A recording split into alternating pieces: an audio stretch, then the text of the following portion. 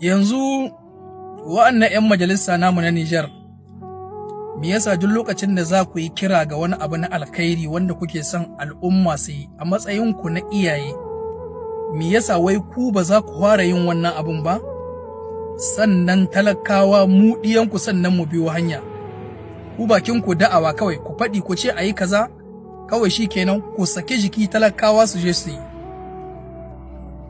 Duk lokacin da za ku yi kira ga wani abu na alkhairi a matsayinku na iyaye, a matsayinku na jagorori, muna ba ku shawara ku fara yi.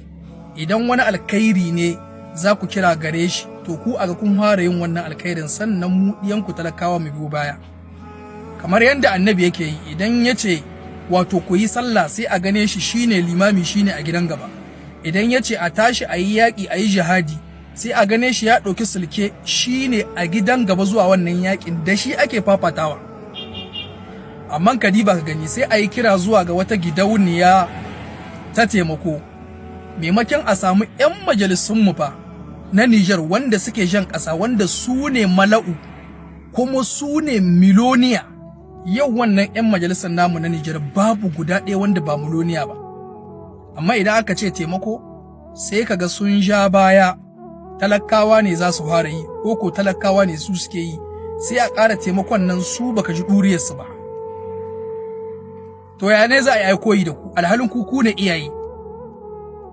Idan aka ce a yi taimako, gwamnati ta ce a yi taimako, ya kamata a ce wa'annan wanda suke jan ƙasa mala'u, ya kamata a ji ku kuna nasa miliyon kaza miliyon kaza.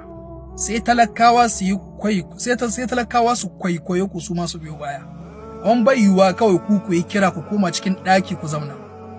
Kaga wannan al'amari yana son gyara. Shi yasa wallahi al'amuranmu na Nijar, inda muka samu matsala, wato wa'anda suke jan mu mala'udin, sai kaga su kansu sai ga suna yin wani abu gashi nan wurin na kuskure. Kuma duk lokacin da kace abu kaza kuskure ne ko a hito a gyara, sai ka samu wasu sun ce maka wai kana suka gwamnati ko baka da ilimi akan abu.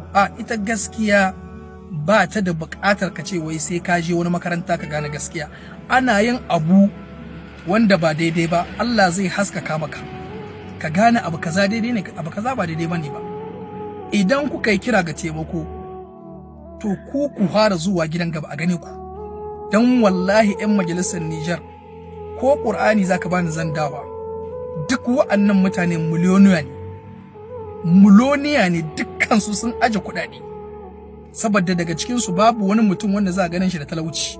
Kowane mutum za a ganin shi da ɗirkeken gida, da manya-manyan motoci, da manya-manyan kuɗaɗe a waje. Iyansu a waje suke karatu, iyansu mahaukatan sun buɗe musu account duka suna da kuɗi.